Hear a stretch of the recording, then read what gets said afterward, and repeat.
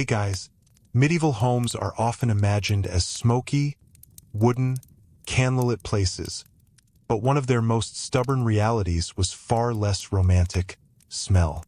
Not just the smell of cooking fires or damp straw, but a whole layered atmosphere of animals: waste, wool, smoke, sweat, rot, and earth that could cling to a house for years.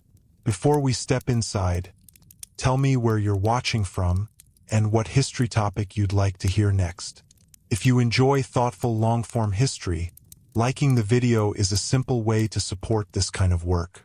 And if you'd like more calm, quietly fascinating history, you're very welcome to subscribe.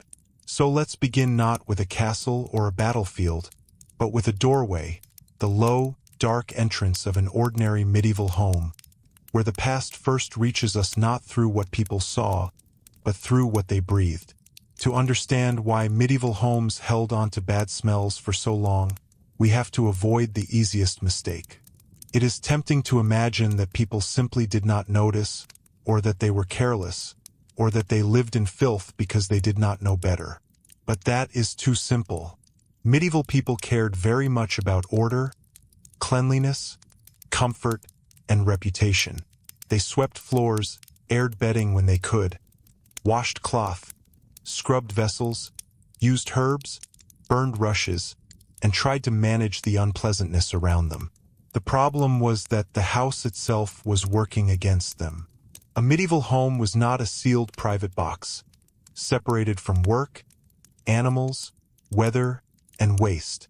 For most people, it was a living structure inside a much larger system of mud roads, open drains, smoky hearths, shared yards, livestock, seasonal shortages, and materials that absorbed whatever touched them. The smell of a medieval house was not one smell. It was a memory of everything that had happened there. Step into a modest home in a village or small town, and the first thing you might notice is the floor. In many poorer homes, it was not polished wood or tile, but beaten earth.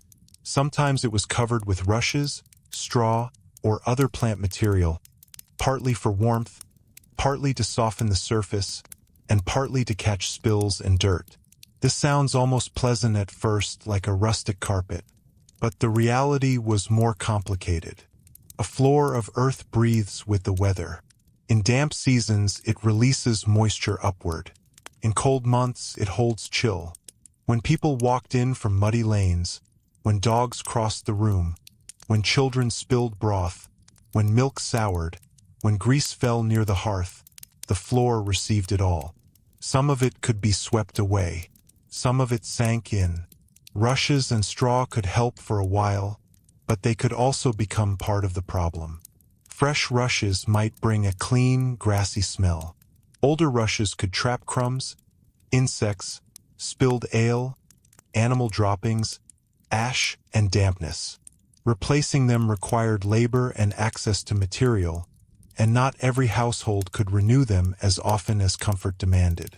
So the floor became a soft archive of domestic life, useful, necessary, and quietly persistent. Then there was the fire. The hearth was the center of the home. It gave heat, light, cooked food, dried clothes, and made survival possible. But it also filled the house with smoke.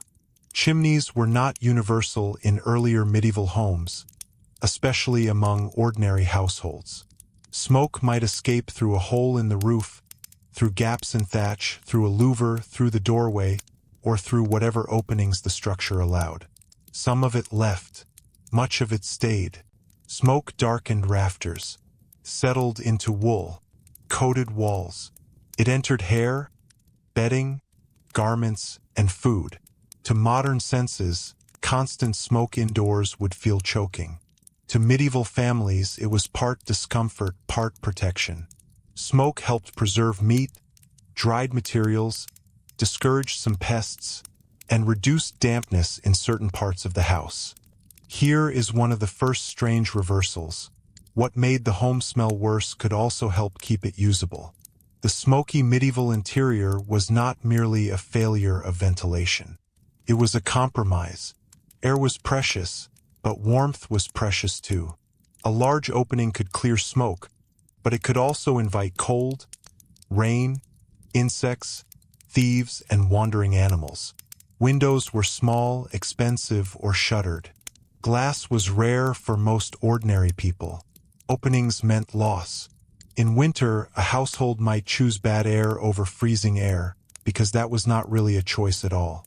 And once smoke entered the building's materials, it did not easily leave. Timber absorbed it, thatch held it, cloth carried it. Even after a room was aired, the house could continue giving back the smell of years of fires. A home that had protected a family for decades might smell like every winter it had ever endured. But smoke was only the beginning. In many medieval households, people lived close to animals. Not necessarily in the same exact room in every place and period, but close enough that animal smells entered domestic life constantly. Chickens scratched near doors. Pigs rooted in yards. Cattle, goats, sheep, horses, and oxen might be housed nearby, sometimes under the same roofline in certain regions or arrangements. Even when separated, they brought manure, hides, damp wool, fodder, sweat, and flies into the orbit of the home. This closeness was not foolish. Animals were wealth, food, traction, milk, wool, eggs, security, and survival. Keeping them near protected them from theft and weather. Their body heat could matter. Their presence meant work could begin early, without crossing long distances in darkness or cold. What modern viewers might see as intolerably unhygienic was, for many medieval families, a practical economy of warmth, labor, and protection. The smell of animals was therefore also the smell of livelihood. A cow was not an unpleasant object in the corner of a picturesque peasant life. It was capital. A pig was stored food. A sheep was wool, milk, meat, and rent. When these animals were near the home, their odors were not separate from domestic comfort. They were part of the machinery that allowed the household to continue. Still, the human body added its own layer. Medieval people did wash, though not always in the ways modern people assume. Bathing habits varied by century, region, class, season, and access to water and fuel. Towns might have bathhouses in some periods. People washed hands, faces, feet, linen, utensils, and clothing. Cleanliness was recognized and valued. But regular full-body bathing at modern frequency was difficult for most households because water had to be carried, heated, and disposed of. Fuel cost effort. Privacy was limited. Winter made everything harder. Linen underclothes could help protect outer garments from sweat and body oils, but garments were often worn repeatedly, repaired, shared, aired, and stored in chests. Wool, leather, fur, and layered textiles held scent. A damp cloak brought in from rain did not simply dry into freshness. It carried smoke, animal odor, sweat, and road dirt. When several people slept, worked, ate, and stored their clothes in the same small structure, the air thickened with ordinary life. And this is where the medieval home becomes especially different from the modern one. Today, we divide activities into rooms and systems. Cooking has ventilation. Waste has plumbing. Animals are elsewhere. Clothes can be mechanically washed and dried. Floors can be sealed. Windows can open without losing all security. Rubbish is removed by municipal systems. In a medieval household, many of these separations did not exist. The home was kitchen, bedroom, workshop, storage room, animal boundary, and shelter all at once. A woman might prepare food near the same hearth where wet clothes hung to dry. A craftsman might work with leather, wool, dye, metal, wax, or wood in or near the living space. Food stores might sit close to bedding.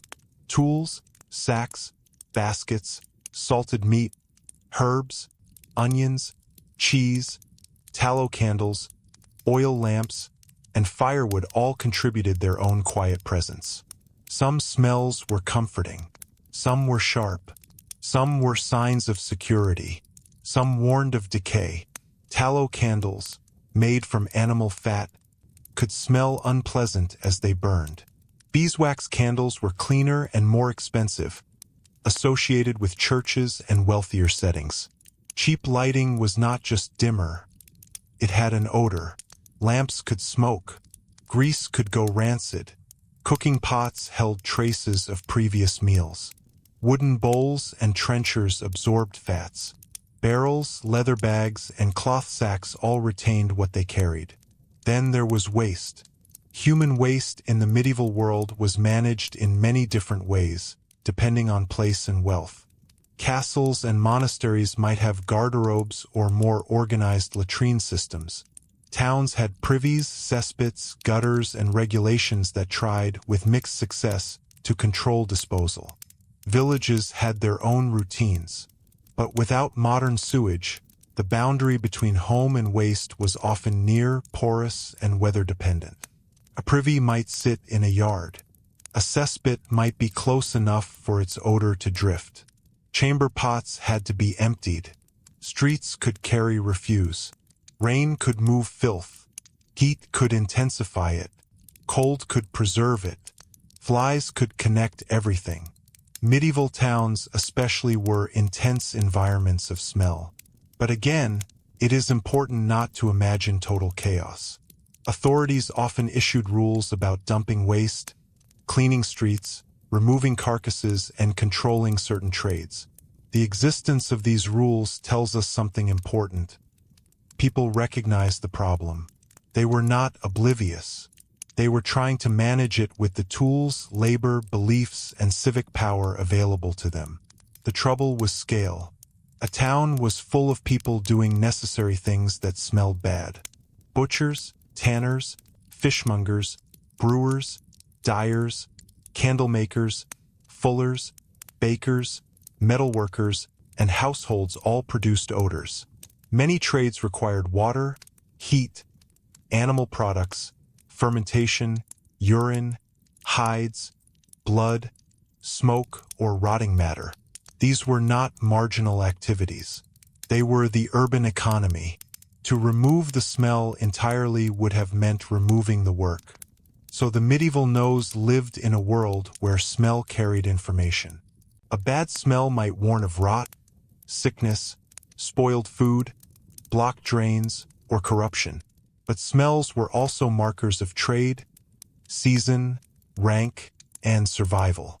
The scent of fresh bread, ale, wood smoke, herbs, hay, wool, dung, and rain on earth could all coexist with more offensive odors.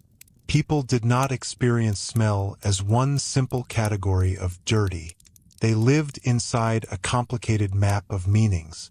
This matters because one of the most common modern assumptions is that medieval homes smelled bad simply because medieval people were dirty. The better explanation is that medieval life produced smell faster than medieval systems could remove it.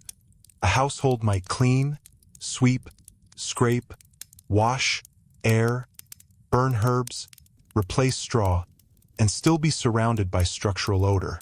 Damp walls, thatched roofs, unsealed floors, animal proximity, smoke-blackened beams, waste nearby, cloth that could not be constantly laundered, food that had to be preserved without refrigeration.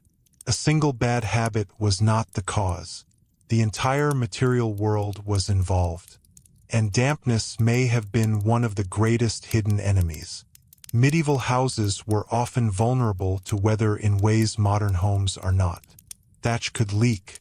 Walls made from wattle and daub, timber, clay, stone, or rough plaster reacted to moisture. In some regions, heavy rains turned yards into mud. In winter, interiors could remain cold and wet for long stretches. Damp bedding, damp clothing, damp rushes, damp walls, each held odor and encouraged mold, mildew, and decay. A house might smell worse not because anyone had neglected it, but because the season had turned against it. This seasonal rhythm is easy to miss. Medieval smell was not constant in the same way every day. Spring thaw, summer heat, autumn slaughtering, winter smoke, harvest storage, wet months, lean months, each altered the air. In summer, waste ripened quickly. In winter, smoke intensified indoors. At slaughter time, blood, hides, entrails, and preservation work brought powerful smells. During brewing, baking, washing, and dyeing, other scents rose and faded. The home was not a static place. It was a cycle, and the people inside that cycle had strategies. Herbs such as rosemary, lavender, sage, mint, and rushes could freshen spaces when available. Floors could be swept. Bedding could be shaken or aired. Clothing could be brushed. Smoke could be guided as best the building allowed. Doors could be opened. Windows unshuttered. Containers sealed. Food salted, dried, smoked, or spiced. Strong-smelling materials could be kept outside or in separate outbuildings when possible. But every solution had limits. Opening the door brought air, but also cold. Washing cloth required water, time, fuel, and drying conditions. Moving animals farther away risked loss. Replacing flooring material required supply. Building a better chimney required money and skill. Laying tile or stone required resources. Separating rooms required space. Cleanliness was not only a matter of desire. It was a matter of infrastructure. This is where class becomes impossible to ignore. The wealthy could reduce some smells, though never all. They might have larger houses, more rooms, better flooring, servants to clean, access to spices, scented waters, laundresses, private chambers, separate kitchens, and more distance from animals and waste. They could change linens more often, own more clothing, and leave urban smells behind for rural estates when circumstances allowed. But wealth also created its own odors. Great households cooked on a large scale. They housed many servants. They stored vast supplies of food, fuel, cloth, and animal products. Kitchens were smoky and greasy. Stables were close. Latrines still required management. Rushes in halls could become dirty if not changed. Feasting produced waste. Grandeur did not mean freshness. It meant more resources for managing unpleasantness, not escape from it. In fact, large noble houses could be astonishingly busy sensory worlds. Imagine a hall after a meal. Dogs beneath tables, spilled ale, bones, trenchers, smoke in the rafters, damp cloaks near the entrance, servants carrying platters, candles burning low, rushes crushed underfoot. To modern eyes, the scene might appear magnificent. To the nose, it would reveal the cost of that magnificence. And yet, for those who lived there, many of these smells were part of order, not disorder.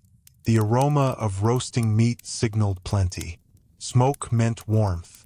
Horses meant movement and status. Wax and incense suggested wealth or devotion. Fresh rushes meant care. Clean linen meant respectability. Smell was not just pollution. It was social language. Still, some smells inspired real fear. Medieval medicine often connected bad air with disease. The theory of miasma, the idea that foul air could contribute to illness, shaped how people understood plague, corruption, and bodily danger. Though medieval medical theory differed from modern germ theory, the fear of foul air was not irrational in its world. Bad smells often did accompany contamination, decay, and poor sanitation. People noticed correlations, even if they explained them differently. So when medieval households used herbs, incense, vinegar, smoke, or aromatic substances, they were not merely trying to make life pleasant. They were also trying to protect themselves morally and physically from corrupted air.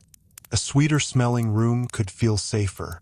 A freshened chamber could feel more orderly. The nose was part of health, spirituality, and social judgment. This gives the medieval home another layer. The smells were not just endured, they were interpreted. A foul household might suggest poverty, illness, neglect, bad management, or moral disorder. A well-kept household, even if smoky and earthy by modern standards, could signal discipline and respectability. Medieval people judged one another through the senses. They noticed whether clothing was clean, whether bedding was aired, whether food had spoiled, whether a room felt stagnant. The challenge was that the baseline was different. A home that seemed acceptable then might overwhelm a modern visitor within minutes. This does not mean medieval noses were deadened, only that familiarity changes perception. Human beings adapt. A smell that seems unbearable on first entry can become background after time. Medieval people likely noticed sudden changes more than constant ones. A newly blocked drain, a rotting carcass, spoiled meat, a sick animal, a damp bed, a chamber pot left too long. The ordinary atmosphere of the house became invisible in the way all familiar worlds do. And that may be the most quietly unsettling part. The medieval home held on to bad smells not only because its materials trapped them, but because daily life gave them nowhere else to go. Smell gathered in the corners where modern systems now intervene silently. Behind the walls of our own comfort are pipes, vents, drains, sealed floors, detergents, municipal collection, treated water, electric heat, refrigeration, and machines that remove what earlier households had to live beside. The medieval house reminds us that cleanliness is never just a personal virtue. It is also a technology. And as we move deeper into this world, the question becomes more specific. Not simply why did medieval homes smell bad, but why did so many practical solutions remain partial for so long? Why did smoke continue to cling to rafters? Why did floors remain absorbent? Why did animals stay close? Why did waste remain nearby? And why, even when people clearly understood discomfort, did the medieval house preserve so much of it in its beams, bedding, and walls? To answer that, we have to look more closely at the house itself. Not as a backdrop, but as a machine for survival, built from materials that protected the body while quietly storing every odor of medieval life. To answer that, we have to look more closely at the house itself. Not as a backdrop, but as a machine for survival, built from materials that protected the body while quietly storing every odor of medieval life. The first thing to understand is that medieval buildings were expected to do something fundamentally different from what we expect modern houses to do. Today, many people think of a home as a controlled environment. Walls keep weather out. Ventilation systems regulate air. Plumbing removes waste. Insulation separates indoors from outdoors. The building is expected to resist the environment. A medieval house, especially an ordinary one, often worked through negotiation rather than resistance. The walls breathed, the roof breathed, the floor breathed, air moved through cracks, gaps, shutters, thatch, timber joints, and doorways. This permeability was not necessarily a flaw. In some circumstances, it was useful. Moisture needed somewhere to go. Smoke needed somewhere to escape. Timber expanded and contracted with the seasons. Buildings settled, shifted, and aged. But materials that breathe also absorb. A timber-framed house might stand for generations. Every winter fire left traces behind. Every season of cooking added another layer. Wool cloaks brushed against walls. Smoke rose into rafters. Dampness settled into joints. Fat from cooking drifted through the air in microscopic particles and landed on surfaces. Dust collected. Soot gathered. The building itself became a record of use. Imagine entering the same room not after a week or a month, but after 50 years of continuous habitation. 3 generations may have cooked there. 3 generations may have dried clothes beside the fire. Children may have been born there. Animals may have sheltered there during storms. Hundreds of winters may have blackened the beams. Thousands of meals may have filled the room with steam, smoke, and grease. The smell lingering in such a place was not the smell of a single day.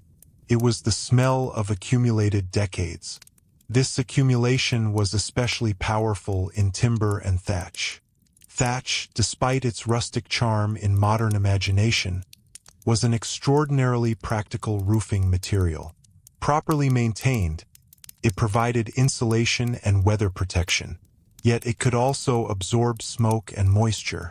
Over time, the underside of a thatched roof often became darkened by soot. Visitors entering some medieval structures would likely have noticed not simply a smoky atmosphere, but a persistent smell embedded above them. Timber behaved in similar ways. Wood is not inert. It absorbs oils, moisture, smoke, and scent. Even today, old wooden buildings often possess a distinctive smell. Multiply that process by centuries of open fires and limited ventilation, and the result becomes easier to imagine. What is particularly interesting is that some of these smells may actually have signaled comfort to the people living there. Modern viewers often assume that freshness is universal. Yet ideas about pleasant smells are shaped by culture and experience. For a medieval villager returning from rain, cold, and mud, the smell of wood smoke might represent safety. The smoky scent embedded in clothing might mean home. The odor of livestock nearby might mean that valuable animals had survived another winter night. The smell of stored grain might indicate security against hunger. Not every smell that seems unpleasant to us would have carried the same emotional meaning to them. That does not mean medieval people enjoyed foul odors. Far from it. Records from across medieval Europe show repeated complaints about stench, waste, rot, and polluted air.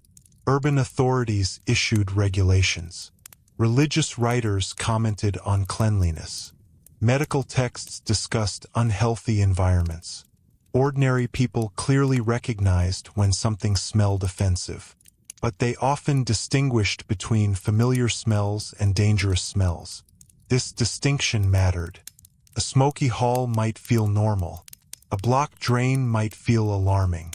A stable might smell strong but acceptable. A dead animal hidden somewhere nearby might trigger immediate concern. The medieval nose was trained by experience to interpret the world differently. And nowhere was this more evident than in the relationship between food and smell. Food preservation posed one of the greatest challenges of medieval life. Without refrigeration, households depended on techniques that altered smell as much as taste. Meat was salted, fish was dried, foods were smoked, cheese aged, ale fermented, vegetables were stored, cabbages, onions, garlic, turnips, and countless other staples spent long periods indoors or in nearby storage spaces. These methods were remarkably effective, but they produced powerful odors. A household preparing food for winter might generate smells that lingered for weeks. Smokehouses infused meat with dense aromas. Salted products carried their own pungency. Fermentation produced distinctive scents that modern people often encounter only occasionally, but medieval families lived alongside continuously. A brewing day, for example, transformed the atmosphere of a household. Ale was not simply a beverage. In many places, it was a daily necessity.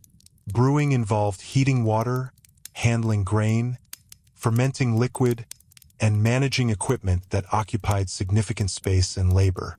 The smells produced during brewing were familiar parts of domestic life. Likewise, baking could fill a neighborhood with appealing scents, while preserving fish might do exactly the opposite. The medieval home, therefore, contained overlapping layers of odor that shifted with economic activity. This is another important reversal of expectation. The smells that modern people might associate with unsanitary conditions were often linked to productivity. Strong odors could indicate that valuable work was taking place. A household processing wool might smell different from a household preserving meat. A brewer's home might smell different from a baker's. A tanner's property might become notorious for reasons everyone understood. Economic identity and smell frequently went together. The same principle extended beyond the home and into the wider settlement. A medieval village was not organized around modern zoning laws. Work happened close to where people lived. The sounds of labor mixed with domestic life, and so did the smells. Woodworking generated shavings and dust. Blacksmithing produced smoke and heat. Animal husbandry produced manure. Leatherworking generated odors so strong that many towns attempted to regulate where it could occur. Yet all of these activities were essential. A medieval community could not function without them. The unpleasant smell was often the price of economic survival. This becomes even clearer when we consider one of the most misunderstood materials of the medieval world: manure. To modern urban populations, manure is often imagined solely as waste. To medieval communities, it was also a resource. Fields required fertility. Animals produced fertilizer. Manure piles represented future harvests. The smell was unpleasant, certainly, but the substance itself possessed economic value. A farmer looking at a pile of manure did not simply see filth. He saw grain not yet grown. He saw future bread. He saw security. This practical logic appeared again and again throughout medieval life. Many things that produced unpleasant smells were simultaneously useful. Smoke preserved food. Animals generated wealth. Manure improved crops. Fermentation created drink. Leatherworking produced necessary goods. Open hearths provided warmth.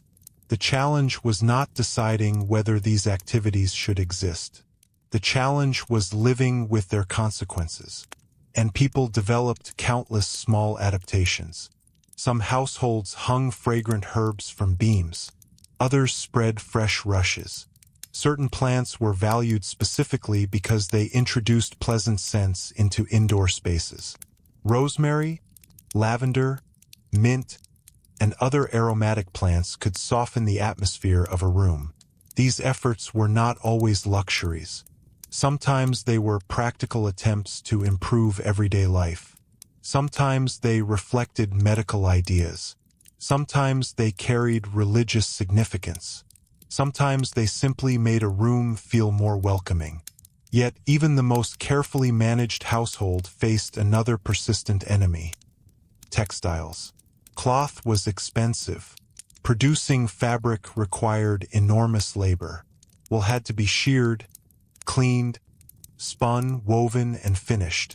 Linen required its own lengthy process. Because clothing represented such investment, garments were treated differently than modern mass-produced clothing. People owned fewer items. They repaired them repeatedly. They wore them for years. They passed them on. And because washing was labor-intensive, odors accumulated. Outer garments often absorbed smoke from hearths. Rain introduced dampness. Travel brought mud. Work introduced sweat. Storage chests trapped smells rather than eliminating them. Even bedding faced similar challenges. Mattresses might be stuffed with straw, feathers, wool, or other materials. Blankets absorbed moisture. Sleeping spaces were shared. Animals, children, servants, and family members often occupied close quarters. During cold seasons, reducing ventilation might preserve warmth while also preserving odors. The medieval bedroom, where such a room existed separately at all, was rarely the isolated sanctuary familiar to modern life. Instead, it formed part of a larger domestic ecosystem. And then there were the seasons when disease arrived.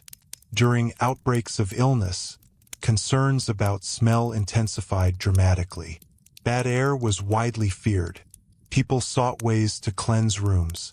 They burned aromatic substances. They carried herbs. They opened windows when possible. They attempted to drive away corruption through scent. The fascinating reality is that smell became one of the primary ways people interpreted invisible danger. They could not see disease spreading. They could not observe bacteria, but they could smell decay, and so smell became evidence. A foul odor seemed to confirm that something unhealthy was present.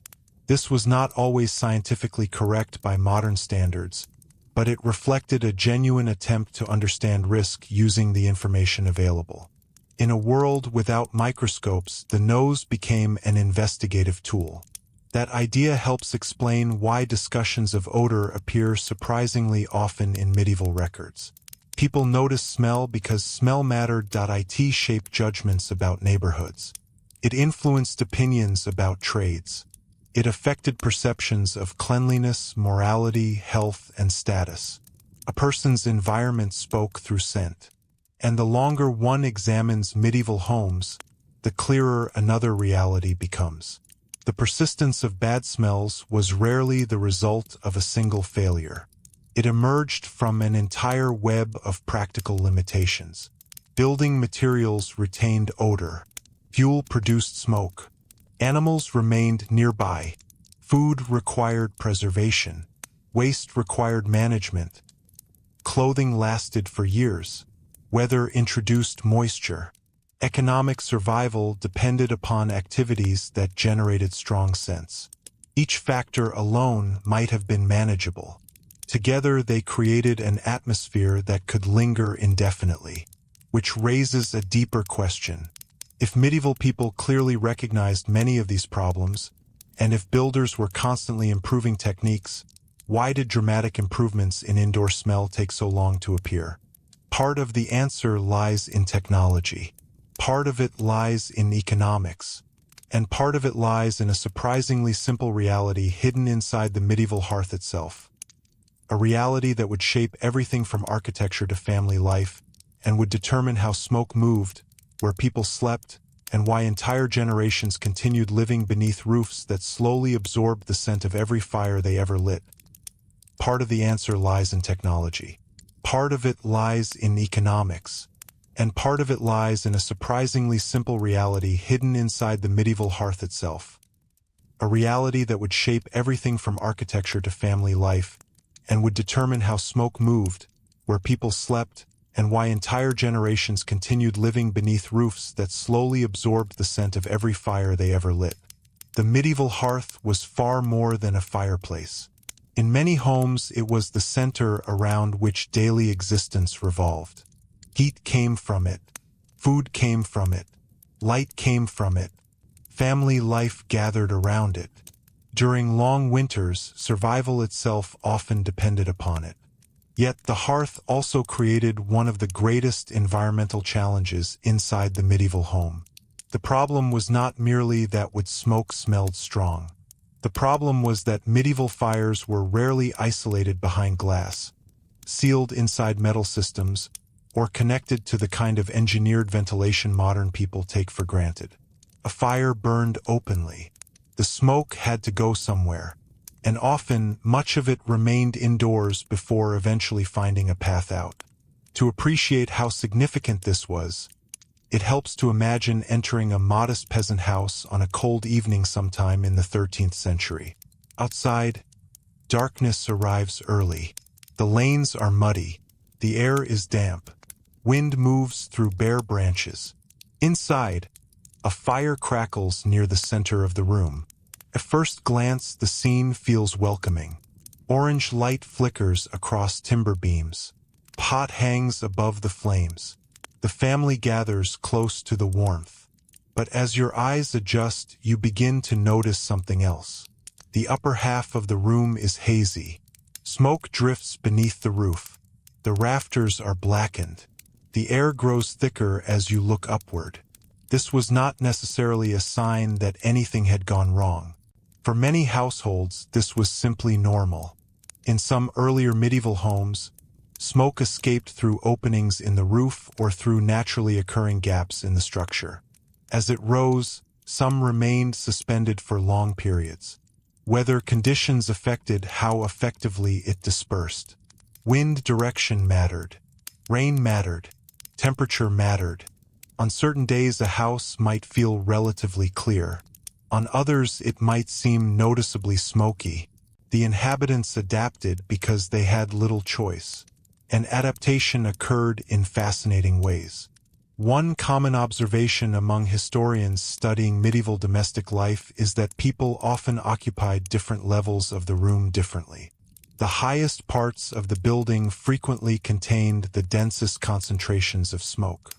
The lower areas, where people worked and rested, could remain somewhat more tolerable. Not comfortable by modern standards, perhaps, but manageable. Over time, generations learned how their houses behaved. They knew where smoke gathered. They knew which weather conditions made it worse. They knew when doors should remain open and when they could not afford to open them at all. This practical knowledge rarely appears dramatically in historical records because it was ordinary. Yet ordinary knowledge often reveals the most about how people actually lived. Consider winter. For modern people, opening a window often feels insignificant. A few seconds later, the temperature can be restored through central heating. For a medieval household, every opening represented a calculation. Heat was labor. Fuel was labor. Warmth was labor. A family might spend countless hours collecting wood, cutting brush, gathering peat, purchasing fuel, transporting it, drying it, and preserving it. The heat generated by a fire represented human effort already invested. Allowing too much of that heat to escape could carry real consequences. This is where another common assumption begins to unravel. It is easy to imagine medieval homes remaining smoky because nobody understood ventilation. But people absolutely understood fresh air. The challenge was balancing fresh air against survival. A modern viewer may ask, why not simply create larger openings? Because larger openings also admitted cold. Because larger openings admitted rain. Because larger openings reduced security. Because larger openings increased construction costs. Because larger openings could weaken a structure. What appears to be a simple solution often becomes much more complicated once viewed through medieval realities. And these realities differed dramatically according to wealth. A prosperous merchant's house in a growing town might possess architectural features unavailable to poorer households. A noble residence might include separate chambers, improved fireplaces, and more advanced methods of directing smoke. Monasteries often developed sophisticated arrangements for heating particular spaces. Castles evolved their own architectural responses. Yet even among elites, smoke never entirely disappeared. Large halls could still become smoky. Massive kitchens often generated extraordinary amounts of heat and soot. Servants working around great hearths experienced conditions that would seem exhausting to modern observers. Improvement existed, but perfection remained distant. One of the most important developments in this story was the gradual spread of chimneys. Today, a chimney appears almost ordinary. We rarely think about it, yet its adoption represented a significant transformation in domestic life. A properly functioning chimney changed the relationship between people and smoke. Instead of allowing smoke to disperse broadly through interior space, the building could direct much of it upward and outward. Rooms became clearer. Walls remained cleaner for longer. Air quality improved. The smell of smoke diminished, though it never vanished entirely. However, chimneys did not spread everywhere at once. They required resources. They required skilled construction. They required maintenance. And they emerged unevenly across different regions and social classes. For many families, older arrangements remained the practical option for generations. This gradual pace of change reveals something important about medieval technology. Innovations often existed long before they became common. Knowing how to build something and being able to afford it were very different matters. The same principle applied to flooring. Stone floors resisted certain odors better than earth. But stone required labor and resources. Wooden floors could improve conditions in some circumstances. But timber was valuable. Even when superior solutions existed, they often remained inaccessible to large portions of the population. Economic reality acted as a powerful brake on domestic transformation. And so medieval homes evolved slowly. Each generation inherited not only buildings but also compromises. A house constructed by grandparents might still shape daily life decades later. The smoke patterns remained familiar. Its damp corners remained familiar. The smells remained familiar.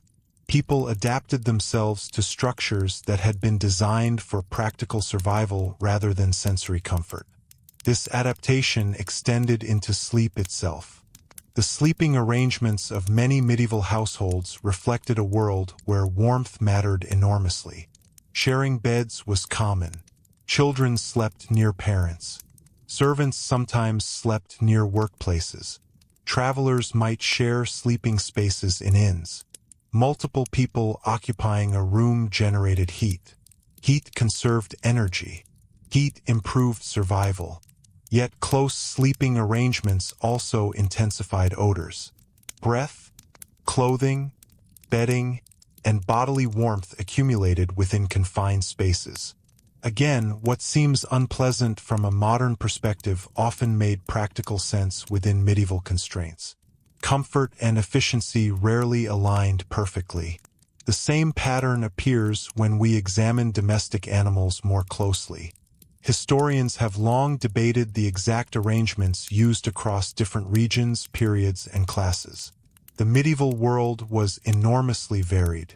Yet one broad reality remains clear. Animals frequently occupied spaces much closer to human life than most people in industrialized societies experience today. A cow was not hidden miles away behind specialized infrastructure. A horse was not necessarily separated by large zones of urban planning. Livestock existed within the rhythm of daily life. And where animals lived, smells followed. But there was another reason those smells lingered. Manure was not always immediately removed, nor would removing it immediately have made economic sense. Animal waste could be collected, stored, transported, and used productively. The journey from stable to field was part of an agricultural system. For modern observers accustomed to rapid disposal, this can feel surprising. But medieval communities frequently viewed waste through a different lens. Many substances we classify simply as refuse still possessed value. Ash could be useful. Scraps could be useful. Manure could be useful. Old cloth could be useful. Bones could be useful. Leather could be reused. Nothing was discarded lightly because producing replacement materials demanded effort. This economy of reuse had obvious advantages. It reduced waste. It stretched resources. It improved resilience. But it also meant that materials remained physically present within the community for longer periods. And physical presence often meant smell. One of the most revealing examples comes from urban environments. Medieval towns frequently struggled with waste management not because citizens lacked concern, but because success required coordination. An individual household could clean its own doorway. An individual household could sweep its own floor. An individual household could empty its own containers. But maintaining cleaner streets, cleaner drainage systems, and cleaner public spaces required collective action. Some towns succeeded better than others. Municipal authorities issued regulations. Inspectors monitored conditions. Fines were imposed. Citizens complained. Records survived describing conflicts over dumping practices, blocked drains, animal carcasses, and offensive trades. These records can create the impression that medieval towns were uniquely filthy. In reality, they reveal something more interesting. They reveal people actively trying to solve problems.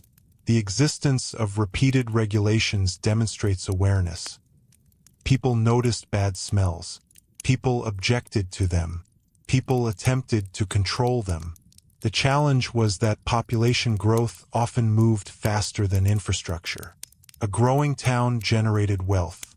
It also generated waste.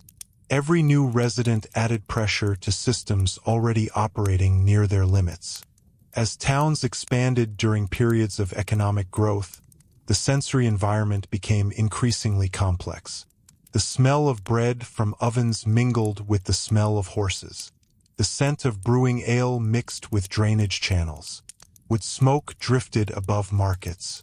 Fish, leather, wool, spices, tallow, and humanity all occupied the same air. To modern noses, the combination might seem overwhelming. To medieval residents, it formed the backdrop of urban life. And yet beneath all these familiar odors lurked another source of concern that was often invisible until conditions changed. Moisture. Not dramatic floods. Not spectacular storms. Just the persistent, ordinary dampness that crept into walls, bedding, roofs, clothing, storage chests, and food supplies. Because moisture had an extraordinary ability to transform smells already present. A slightly smoky room could become a heavily smoky room when ventilation failed. A mildly musty textile could become unpleasant after weeks of damp weather. Stored food could deteriorate. Timber could rot. Rushes could sour. Mold could spread quietly through spaces that rarely fully dried. And medieval people understood this relationship far better than we sometimes assume. They watched weather carefully. They monitored storage carefully. They recognized that a wet season could alter the character of an entire household. Which brings us toward one of the most revealing questions of all. If smoke, dampness, animals, waste, food preservation, and building materials all contributed to lingering smells, which factor did medieval people themselves fear most inside the home? The answer leads us into their ideas about health, disease, corrupted air, and the uneasy boundary between ordinary household odors and the smells that seem to signal something far more dangerous. A distinction that would influence how people arranged rooms, treated illness, and interpreted the very air around them. The answer leads us into their ideas about health, disease, corrupted air, and the uneasy boundary between ordinary household odors and the smells that seem to signal something far more dangerous. A distinction that would influence how people arranged rooms, treated illness, and interpreted the very air around them. To a modern observer, smell and disease are connected in a very different way than they were in the medieval world. Today, most people understand that many illnesses are caused by microorganisms invisible to the naked eye.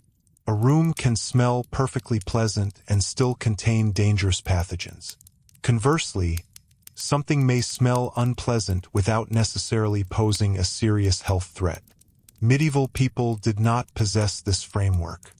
Instead, many educated explanations of illness revolved around concepts of corrupted air, imbalance, environmental influence, and the condition of the body itself. While these ideas varied across centuries and regions, they shared a common assumption. The quality of the air mattered. And when people thought about air, they naturally paid attention to smell. A foul odor was not merely offensive, could seem threatening. This did not mean medieval people believed every bad smell caused disease. Their understanding was often more nuanced than modern stereotypes suggest. But unpleasant smells frequently acted as warning signs. Rotting matter, stagnant water, spoiled food, and decaying bodies often produced strong odors, and these things genuinely could be associated with sickness. The reasoning was not entirely irrational. It simply operated through a different scientific framework. Imagine standing in a crowded medieval town after several days of summer heat. Waste accumulates more quickly. Food spoils more rapidly. Water sources become vulnerable to contamination. Animals attract flies. The air grows heavy. People notice. They may not know about bacteria, but they understand that such conditions are dangerous. When they smell corruption, they suspect risk. In many ways, they are responding to real environmental hazards, even if the underlying explanation differs from modern medicine. This perspective shaped domestic life in subtle ways. Households often attempted to improve the atmosphere of rooms through scent. Herbs were hung from beams. Flowers were gathered when available. Incense was burned in religious settings. Aromatic woods were valued. Vinegar sometimes appeared in cleaning routines. Fragrant substances were believed capable of improving the quality of air. Partly this reflected comfort. Partly it reflected medicine. Partly it reflected faith. The boundaries between these categories were rarely as rigid as they are today. What smelled pleasant could also seem healthier. What smelled healthier could seem more spiritually ordered. And what felt spiritually ordered often seemed physically beneficial as well. The medieval home therefore became a place where smell carried moral and medical significance. A well-kept household was not judged solely by appearance. Its atmosphere mattered. Visitors noticed odors. Neighbors noticed odors. Family members noticed odors. A household that appeared neglected could invite criticism. An orderly household signaled competence. This concern appears repeatedly in surviving records. Household guides, moral writings, legal disputes, and municipal regulations all reveal societies paying attention to environmental conditions. Far from being indifferent, people devoted substantial effort to managing them. Yet they remained trapped by limitations that no amount of diligence could fully overcome. Consider water. Modern sanitation depends heavily upon abundant access to clean water delivered directly into homes. For most medieval households, water was something acquired. It had to be carried, stored, protected, used carefully. A trip to a well, spring, stream, or public source required time and labor. Every bucket represented effort. As a result, water was precious in practical ways modern people rarely experience. This affected washing. It affected cleaning. It affected laundry. It affected every attempt to remove odors from domestic life. A family could certainly wash clothing. Many did, but washing was rarely effortless. Large quantities of water had to be obtained. Heating water required fuel. Drying clothing depended on weather conditions. The process consumed valuable time. And even after all that effort, some smells remained. Wool is particularly revealing. It was one of the most important textiles of medieval Europe. Warm, durable, versatile, and widely available, wool clothed vast portions of the population. But wool also absorbed smoke remarkably well. A cloak worn through months of winter fires gradually accumulated the scent of hearths. The odor became part of the garment's identity. Even laundering could not always erase it completely. The same was true for blankets, curtains, storage coverings, furnishings. Textiles acted almost like memory devices, preserving traces of daily life long after individual events had passed. A winter's worth of smoke lingered into spring. A season of dampness lingered into summer. Years accumulated, and nowhere was this accumulation more visible than in beds. The medieval bed occupied a fascinating position between comfort and necessity. To modern eyes, a bed is primarily associated with rest. For medieval households, it represented a significant investment. Good bedding could be expensive. Feather-filled mattresses were desirable. Blankets carried value. Sheets required labor-intensive production. Curtains around beds could provide warmth and privacy. As a result, bedding was cared for carefully. Yet even careful maintenance faced obstacles. Beds absorbed human presence. Body heat, breath, moisture, smoke. dust, season after season. A bed positioned near a hearth gained warmth but also collected soot. A bed positioned away from the hearth might remain colder and damper. Every arrangement involved compromise. These compromises reveal a recurring theme throughout medieval domestic life. The goal was rarely perfection. The goal was balance. A modern home often attempts to maximize multiple forms of comfort simultaneously. Warmth, cleanliness, privacy, fresh air, convenience. The medieval household frequently had to choose among competing priorities. Greater warmth might mean poorer air. Greater ventilation might mean greater cold. Closer animals might mean greater security. Stored food might mean stronger odors. Every solution carried costs. One reason these costs persisted for centuries was that they were embedded within broader economic realities. Fuel provides an excellent example. Different regions relied upon different resources. Wood remained crucial across much of medieval Europe. Elsewhere, peat played an important role. Charcoal appeared in certain contexts. Each fuel behaved differently. Each produced distinctive smells. Each reflected local geography. In heavily forested areas, access to wood might seem abundant. Yet even there, fuel required labor. Trees had to be cut, transported, seasoned, protected from moisture. As populations grew, pressure on woodland resources increased. In some regions, fuel shortages became serious concerns. People adapted accordingly. Sometimes they burned lower quality materials. Sometimes they mixed fuels. Sometimes they reduced consumption where possible. These decisions influenced indoor air. A well-burning fire produced one experience. A poorly burning fire produced another. The smell of smoke itself could vary considerably depending on what was being burned. The medieval nose became accustomed to reading these differences. Certain scents signaled particular fuels. Certain fuels signaled particular regions. A traveler moving across Europe might encounter surprisingly different atmospheric worlds. A house in England did not necessarily smell identical to a house in northern Italy. A Scandinavian dwelling differed from one in southern France. Climate, architecture, fuel, agriculture, and local customs all shaped domestic odor. This diversity is important because discussions of the medieval home often risk oversimplification. The medieval period lasted centuries. It encompassed enormous geographic variation. Yet, despite those differences, certain patterns appeared again and again. One of the most striking was the persistence of smoke.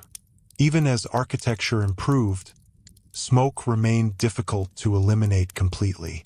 Grand halls often suffered from it. Monasteries dealt with it. Urban homes dealt with it. Rural cottages dealt with it. The reasons changed.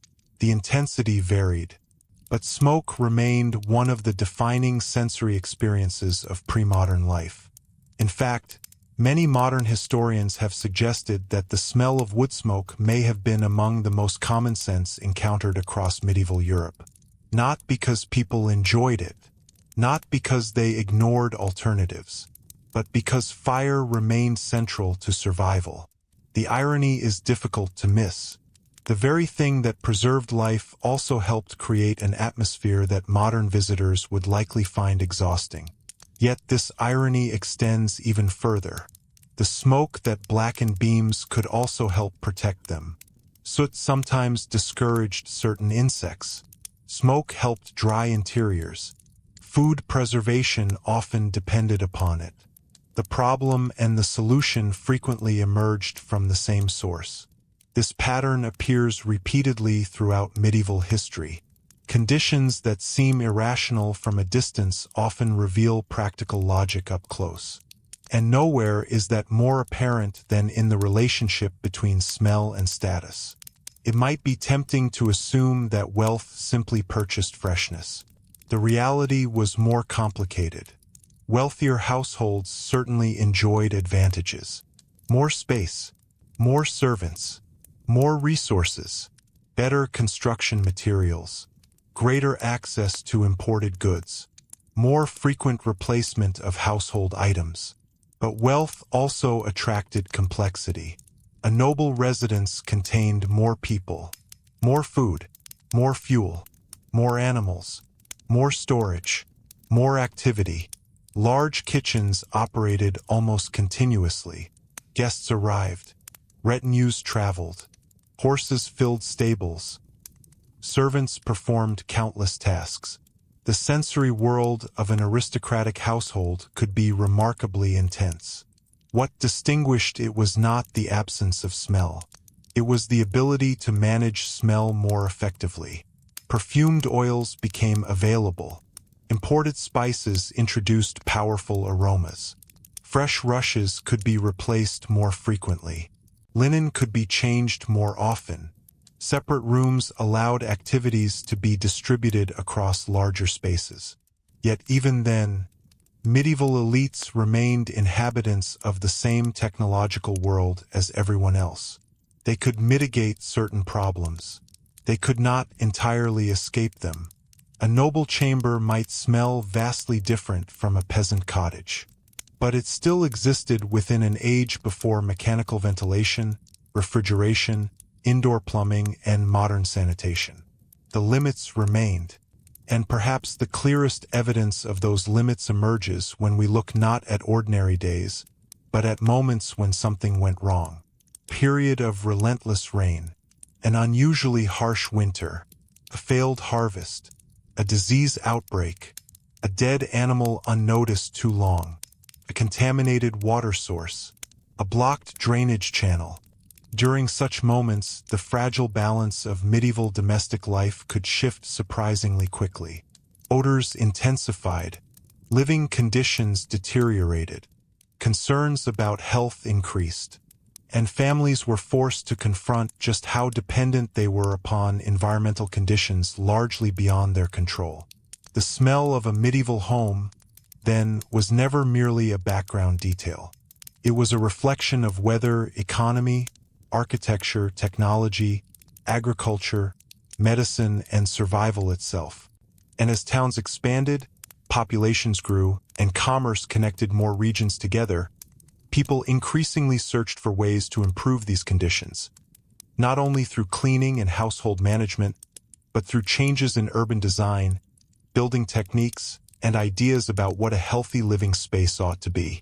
Those efforts would gradually reshape streets, homes, and expectations, setting the stage for a slow transformation in how people understood domestic comfort, beginning first in the growing towns where the pressure of population made the old compromises harder and harder to sustain. Those efforts would gradually reshape streets, homes, and expectations, setting the stage for a slow transformation in how people understood domestic comfort, beginning first in the growing towns where the pressure of population made the old compromises harder and harder to sustain. The medieval town was, in many ways, the most difficult environment in which to escape unpleasant smells. A rural household faced numerous challenges, but it also possessed one advantage that urban residents often lacked: space. Odors could disperse across fields. Animals could be kept at greater distances when circumstances allowed. Waste might be spread across agricultural land where it served a practical purpose. The countryside certainly had its own powerful smells, but those smells often had room to breathe. Towns were different. As populations expanded between the 11th and 14th centuries, many European towns became increasingly dense places. Houses crowded together. Workshops operated beside residences. Markets occupied central streets. Livestock moved through public spaces. Goods arrived from distant regions. Travelers came and went continuously. Every activity generated scent, and scent had far fewer places to go. To appreciate this, imagine standing at dawn in a prosperous medieval town. The day begins before sunrise. A baker has already lit his ovens. with smoke drifts into the cool morning air. Nearby, a brewer checks vessels prepared the previous day. Elsewhere, animals are being moved through narrow lanes. A fish seller unloads barrels. A tanner begins work with hides that have been soaking. Households empty waste containers. Street sweepers begin their rounds. Market stalls prepare for opening. Within only a few hours, hundreds of individual smells mingle together. Some are pleasant. Some are tolerable. Some are deeply unpleasant. Most residents encounter all of them before breakfast. Yet what is remarkable is not that towns smelled bad. It is that they functioned at all. This is one of those historical realities that becomes more impressive the closer one examines it. Medieval towns were not chaotic collections of people stumbling through filth without concern. They were active communities attempting to manage incredibly complex logistical challenges with limited technology. Many towns established regulations concerning waste disposal. Some restricted where certain trades could operate. Others attempted to improve drainage. Officials inspected streets. Citizens submitted complaints. Fines were issued. Records survive of arguments between neighbors over smells drifting from workshops, stables, privies, and industrial activities. In other words, people cared. The problem was scale. A small settlement might manage local conditions reasonably well. A large and growing town faced constant pressure. Every additional resident required food. Every additional resident generated waste. Every additional resident increased demand for fuel, housing, animals, water, and services. Growth produced prosperity. Growth also produced smell. One particularly revealing example comes from the world of leather. Leather was essential to medieval life. Shoes, belts, saddles, harnesses, containers, scabbards, bookbindings, and countless other items depended upon it. Yet transforming animal hides into usable leather was an extraordinarily odor-intensive process.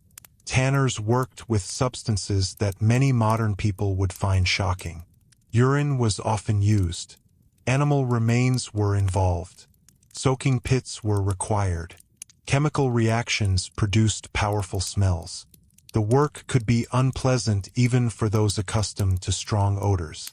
As a result, tanneries were frequently pushed toward the edges of towns or located near water sources where certain stages of production could occur more easily.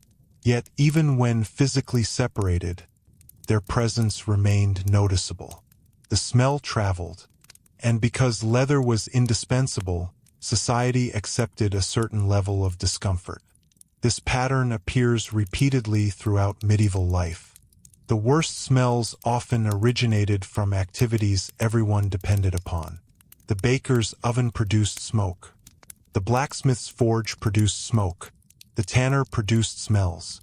The butcher produced smells. The fish market produced smells. The stable produced smells. Removing these activities entirely was impossible. The question was not whether they should exist.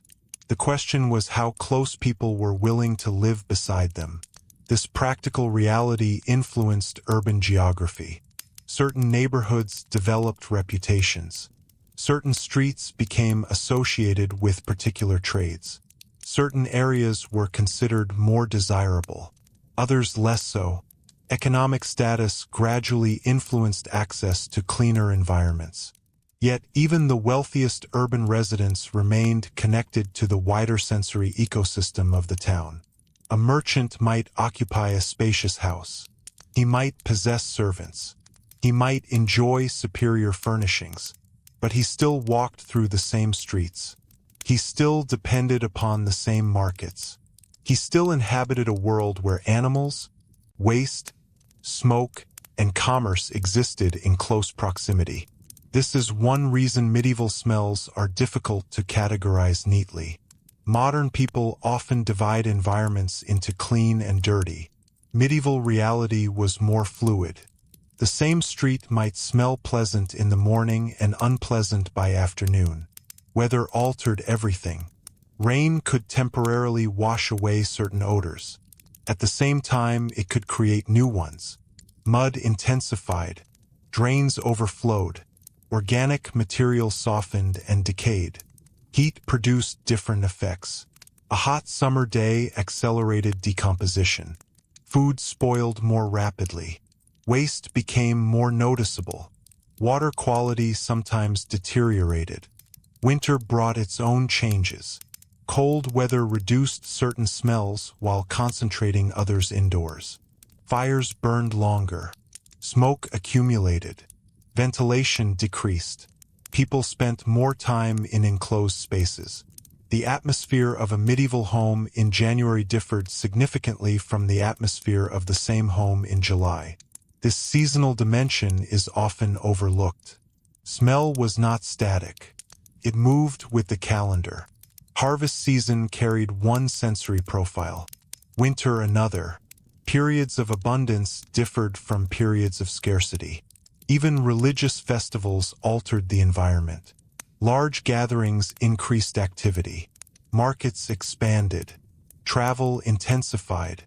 Food preparation increased. Animals were brought into towns in greater numbers.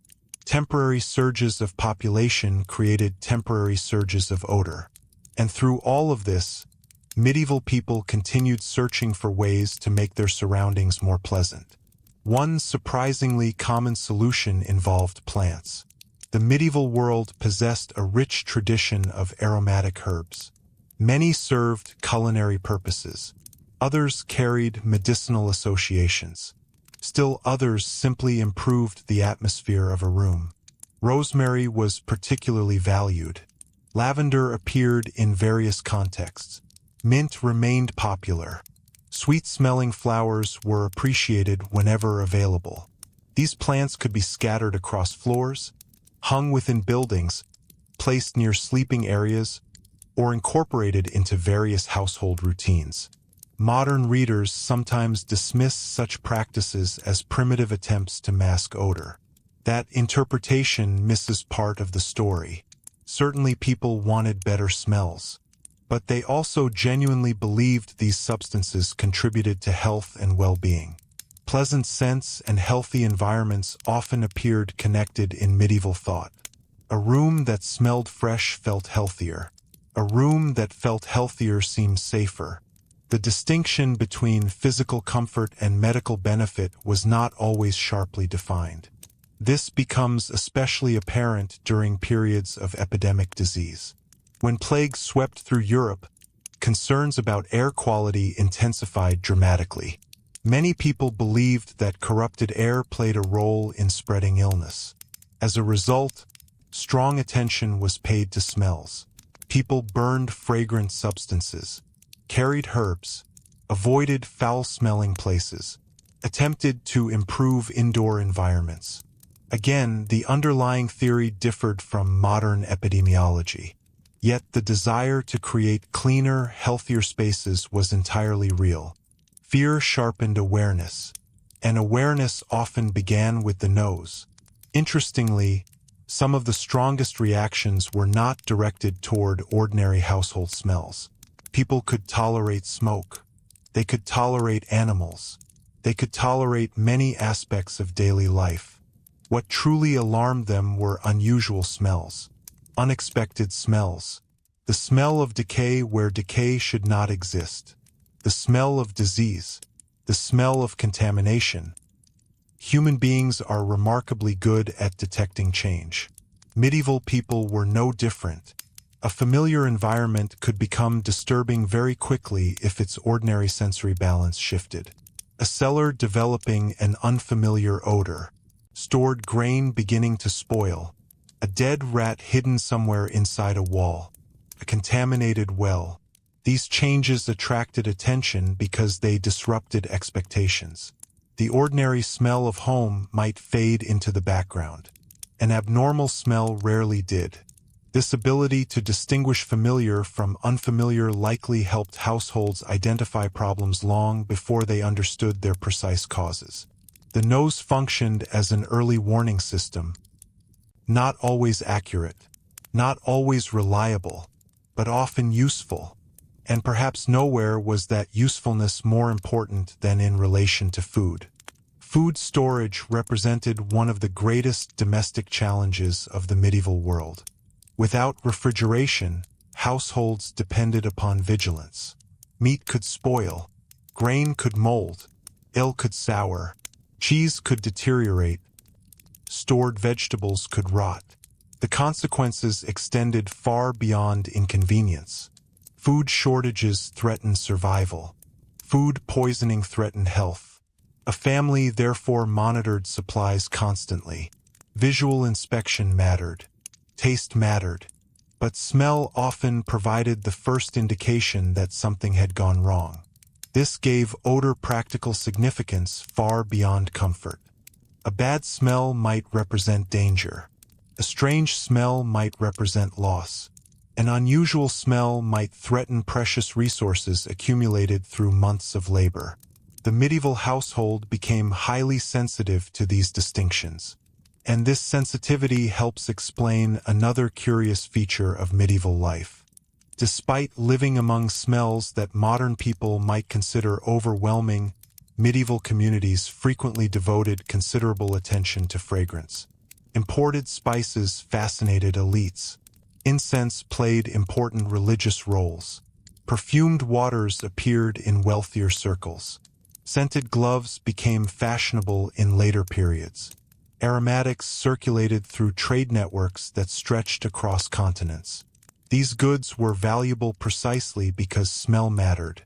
One cannot understand the popularity of expensive fragrances without understanding the sensory environment in which they existed. A pleasant smell was not merely decorative. It transformed experience. It altered impressions. It suggested refinement. It demonstrated access to resources. In a world where strong odors were common, the ability to introduce desirable ones carried social power. And so a fascinating contradiction emerged. The medieval world was saturated with smells. Yet it was also deeply interested in controlling them. People complained about bad smells. They regulated bad smells. They feared certain smells. They enjoyed others. They traded for fragrances. They developed rituals around scent. They interpreted social status through scent. Far from ignoring odors, they lived in continual conversation with them. Which brings us back inside the home itself. Because while towns were becoming larger and more complex, domestic architecture was changing as well.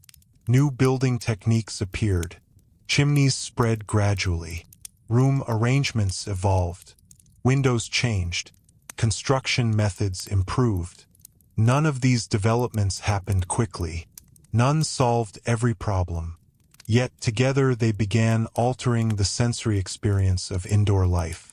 For some households, smoke slowly became easier to manage. For others, privacy increased. Separate spaces emerged for activities that had once shared the same room. Cooking, sleeping, storage, and work gradually became more differentiated. And with that differentiation came a subtle but important shift. The medieval house was beginning to transform from a single survival space into a collection of specialized environments, each with its own smells, its own functions, and its own place within the increasingly complicated world of everyday life. The medieval house was beginning to transform from a single survival space into a collection of specialized environments, each with its own smells, its own functions, and its own place within the increasingly complicated world of everyday life. At first, these changes were subtle enough that a person living through them might scarcely notice. A grand technological revolution did not suddenly arrive and sweep away centuries of domestic habits. Medieval life rarely worked that way. More often, change appeared through countless small decisions made by builders, householders, craftsmen, landlords, merchants, and communities responding to practical problems. A chimney here, a separate kitchen there, a better drained yard. a stone floor replacing earth in one room, a window enlarged slightly beyond what had been common a generation earlier. Each adjustment seemed modest on its own. Together, however, they slowly altered the sensory character of home. One of the most significant developments involved the growing separation of activities that had previously occupied the same space. For much of the medieval period, the central hall dominated domestic life. Cooking, eating, working, socializing, and often sleeping occurred within a shared environment. This arrangement made sense in a world where heating multiple rooms was expensive and labor-intensive. Concentrating activity around a hearth conserved fuel and simplified daily routines. Yet it also concentrated smells. Everything entered the same air. Meals contributed their odors. Wet clothing contributed its odors. Animals sometimes contributed theirs. Smoke drifted through everything. The room became an atmospheric mixture of every activity occurring within it. As wealth increased in certain regions and architectural practices evolved, households gradually gained opportunities to separate functions. Kitchens became more distinct. Private chambers emerged. Storage areas expanded. Workshops moved into dedicated spaces. This did not eliminate smell, but it redistributed it. And redistribution alone could feel transformative. Imagine a household where cooking no longer occurred directly beside sleeping spaces. The smell of boiling cabbage, roasting meat, fish preparation, smoke, grease, and baking still existed, but it remained more localized. A person entering a sleeping chamber encountered a different atmosphere than someone entering the kitchen. This may seem obvious today. In the medieval world, it represented a meaningful shift in domestic experience. The same principle applied to storage. Food storage posed constant challenges. Grain attracted pests. Vegetables deteriorated. Cheese aged. Ill-fermented. Meat required preservation. Every food source carried sensory consequences. Where these items were stored mattered. And because food represented survival, storage decisions were rarely based on convenience alone. A cellar might remain cool enough to preserve supplies, yet a cellar could also become damp. A loft might remain drier, yet it could become vulnerable to rodents. Each location offered advantages and disadvantages. The medieval household therefore became an exercise in balancing risks. Interestingly, some smells were actually reassuring. The scent of stored grain could indicate security. The smell of smoked meat could indicate preparation for winter. The aroma of freshly brewed ale could suggest productivity and abundance. Not every strong smell inspired discomfort. Context mattered enormously. A modern visitor entering a medieval storeroom might focus on odors that seemed overwhelming. The people living there often interpreted those same odors differently. A barrel of salted fish did not merely smell strong. It represented food. A stack of onions represented food. A collection of drying herbs represented food and medicine. The sensory environment carried practical meaning. This is one reason medieval smells cannot be understood purely through modern standards of cleanliness. People evaluated them according to usefulness as well as comfort. A useful smell was often tolerated. An expected smell was often ignored. An unexpected smell demanded attention. That distinction becomes particularly important when examining domestic pests. The medieval home existed within a biological world that remained far less controlled than our own. Mice entered buildings. Rats entered buildings. Fleas, flies, beetles, moths, and countless other creatures shared human environments. Some were minor nuisances. Others threatened food supplies. Still others raised concerns about disease. The relationship between smell and pests was direct. Spoiled food attracted visitors. Waste attracted visitors. Stored grain attracted visitors. Animal feed attracted visitors. A household's ability to manage odors often influenced its ability to manage unwelcome animals as well. Yet complete control remained impossible. Many medieval structures contained countless small openings. Timber shifted, thatch settled, foundations moved, doors left gaps, windows remained imperfectly sealed. What modern people might call pest-proofing rarely existed in a comprehensive sense. As a result, the medieval home remained connected to the surrounding environment in ways that modern buildings generally are not. The boundary between indoors and outdoors was real, but permeable. This permeability influenced smell constantly. Fresh air entered. Smoke escaped. Animals wandered close. Weather intruded. Seasonal scents drifted through openings. The fragrance of spring flowers might enter one day.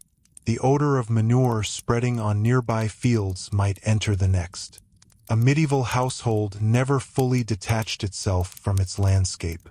In fact, many smells commonly associated with the countryside today would have been far stronger then. Consider hay. For modern people, the smell of hay often evokes nostalgia or rural tranquility. For medieval communities, hay was a critical resource. Large quantities had to be harvested and stored. When drying conditions were ideal, hay could provide essential winter feed. When moisture interfered, hay could spoil. Spoiled hay produced odors that warned of potential economic loss. The smell itself carried information. Similarly, grain storage generated its own sensory world. A successful harvest changed the atmosphere of a household. Barns filled. Storage areas filled. The scent of newly gathered crops spread through buildings. Relief often accompanied those smells because they signaled temporary protection against hunger.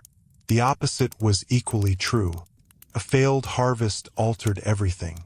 Food became scarce. Storage spaces emptied. Anxiety increased. The absence of expected smells could be as meaningful as their presence. This is one of the more fascinating aspects of medieval sensory experience. People did not simply react to smells. They interpreted them. They built expectations around them. They understood seasonal cycles through them.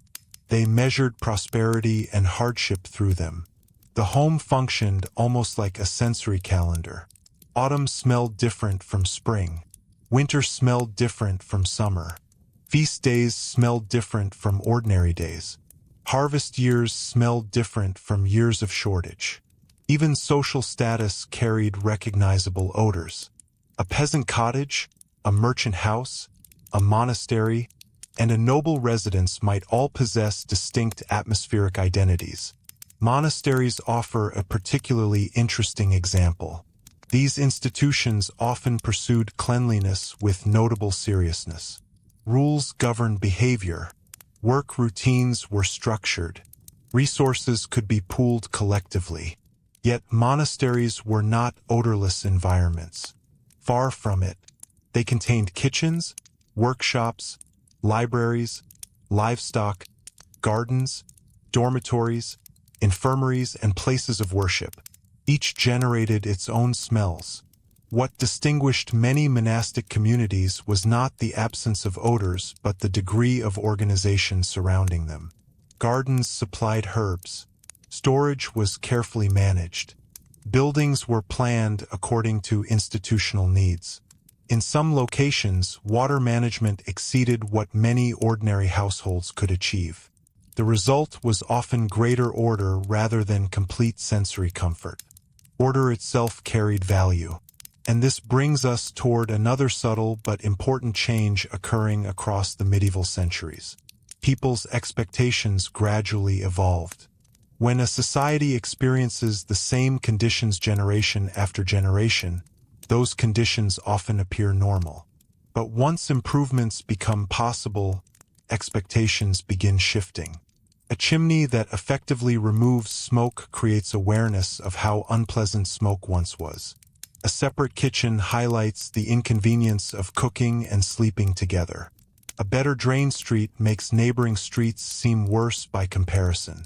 Progress changes perception. As more people encountered improved domestic arrangements, even modest improvements could influence broader cultural expectations. Not immediately, not universally, but steadily. A merchant returning from a prosperous city might bring new ideas home. A craftsman observing a different building style might imitate it. A landlord constructing new properties might incorporate recent innovations. Knowledge traveled, techniques traveled, preferences traveled, and with them traveled new possibilities for managing the smells of everyday life. Still, it would be a mistake to imagine a smooth path toward ever greater comfort. History rarely moves so neatly. Many improvements remained vulnerable to interruption. Wars disrupted trade. Plagues reduced populations. Economic crises slowed construction. Natural disasters damaged infrastructure. A community might spend decades improving local conditions only to face setbacks beyond its control. In fact, some of the most dramatic interruptions arrived through disease. The great epidemics of the medieval period did more than claim lives. They altered labor markets. They changed settlement patterns. They influenced housing. They transformed assumptions about health and environment. And because smell remained closely associated with ideas about disease, outbreaks often intensified concern about domestic air. During periods of plague, many people paid heightened attention to ventilation, cleanliness, and fragrance. They sought explanations. They sought protection. They sought ways to make their surroundings feel safer. Some practices reflected medical theory. Others reflected religious belief. Many reflected both. Yet beneath all these responses lay a simple human instinct. People wanted their homes to protect them. The home was not merely shelter from weather. It was shelter from uncertainty. A place where families hoped to preserve health, food, possessions, and stability. When disease threatened, every detail of domestic life seemed more significant. The smell of a room, the freshness of bedding, the condition of stored food, the quality of the air near a hearth, the cleanliness of water, the presence of dampness, all became subjects of concern. And in that concern we see something deeply familiar. Despite enormous differences in technology, medieval people worried about many of the same things modern people worry about. They wanted safe homes. They wanted healthy families. They wanted reliable food. They wanted comfort when possible. The difference was that they pursued those goals within a material world that imposed far harsher constraints. Their houses had fewer barriers against weather. Their tools were simpler. Their understanding of disease differed. Their infrastructure remained limited. Yet their efforts to improve daily life were constant. Indeed, many of the changes that gradually reduced lingering odors in homes emerged not because people suddenly discovered cleanliness, but because they continuously searched for practical ways to make life more manageable. Builders refined designs. Communities improved streets. Households reorganized rooms. Craftsmen introduced new techniques. And slowly, across generations, domestic environments evolved. But perhaps the most revealing aspect of all is that even as homes changed, one source of smell remained remarkably persistent. It survived improvements in architecture. It survived changes in social organization. It appeared in castles and cottages alike. It accompanied wealth and poverty. It lingered through winter evenings and summer mornings. And it originated from something so ordinary, so deeply woven into medieval survival, that most people scarcely questioned its presence at all. The animals that lived beside human beings, not merely as food or labor, but as constant companions in the economic life of the household, would continue shaping the smell of medieval homes in ways that reached far beyond the stable, drawing us into a closer examination of how people and animals shared the same domestic world. The animals that lived beside human beings, not merely as food or labor, but as constant companions in the economic life of the household, would continue shaping the smell of medieval homes in ways that reached far beyond the stable, drawing us into a closer examination of how people and animals shared the same domestic world. For many modern people, the relationship between humans and animals is defined by separation. Pets may live inside the home, but livestock generally do not. Food production occurs elsewhere. Milk arrives in containers. Wool arrives as cloth. Leather arrives as finished goods. The animals responsible for these products remain largely invisible. The medieval household experienced a very different reality. Animals were not distant parts of an economic system. They were the economic system. A cow was not simply a source of milk. A cow represented wealth. A sheep represented clothing. An ox represented labor. A horse represented mobility. Chickens represented eggs and meat. Pigs represented stored calories for the future. Each animal occupied a place within the household economy, and that place often brought it physically close to human life. This proximity helps explain why the smell of animals became one of the most persistent features of the medieval home. Not because people particularly enjoyed it, not because they were indifferent to it, but because the benefits of keeping animals nearby often outweighed the disadvantages. Consider a small farming household entering winter. The harvest has been gathered. Temperatures begin to fall. Daylight shortens. Resources become more precious. At such moments, livestock are not merely animals. They are investments that must survive until spring. Protecting them matters. A lost animal can represent a serious economic setback. A dead cow may mean reduced milk production. A lost sheep may mean less wool. A dead ox may threaten future plowing. Keeping animals close, therefore, becomes a practical strategy. Security improves. Monitoring becomes easier. The household can respond quickly if problems arise. Yet every advantage carries a sensory consequence. Animals breathe. Animals sweat. Animals produce waste. Animals carry mud. Animals shed hair. Animals require feed. And all of these things contribute to smell. The interesting point is that medieval people understood these smells through a different emotional framework than many modern observers. To a contemporary visitor, the scent of livestock drifting into a living space might seem intrusive. To a medieval farmer, the same scent could represent reassurance. The animals are alive. The animals are healthy. The household's future remains secure. This difference in perspective appears repeatedly throughout history. Many smells acquire meaning because of what they represent. The smell itself cannot be separated from the circumstances surrounding it.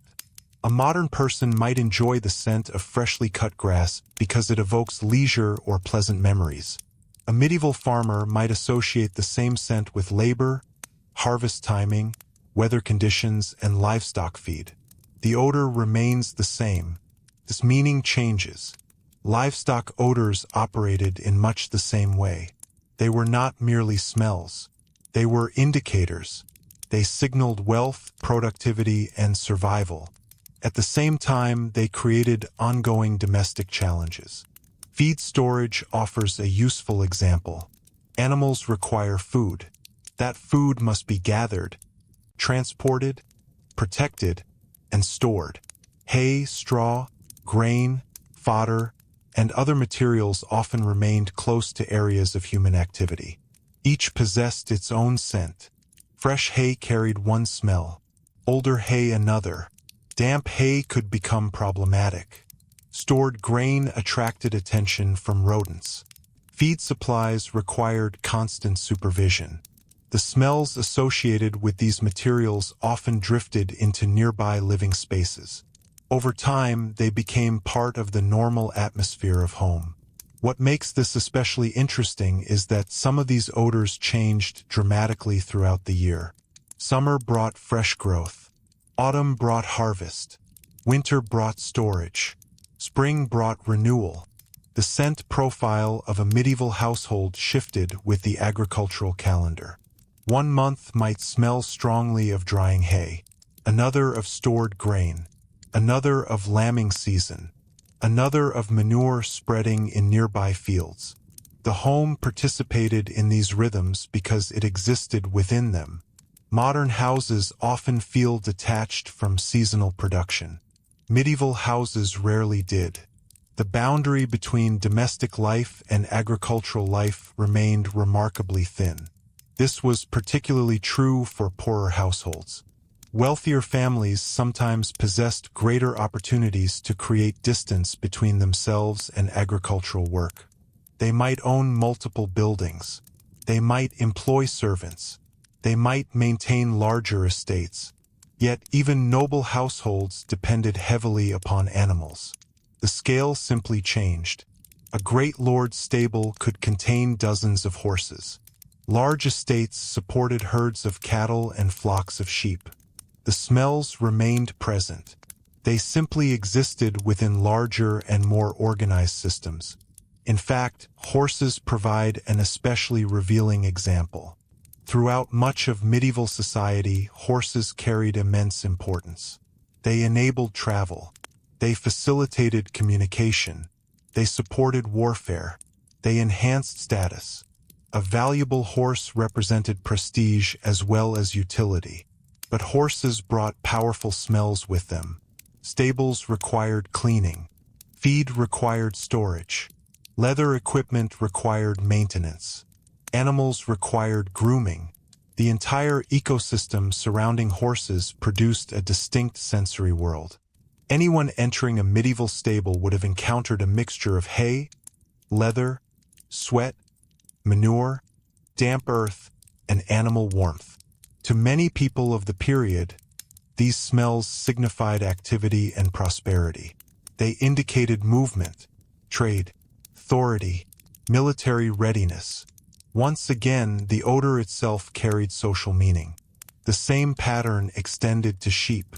Today, wool arrives in stores as finished fabric.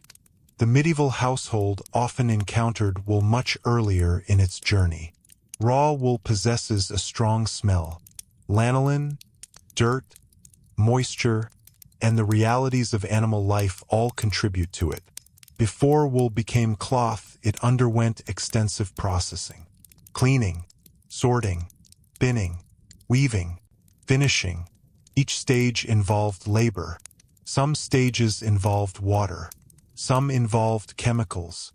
Some involved odors that lingered long after the work ended.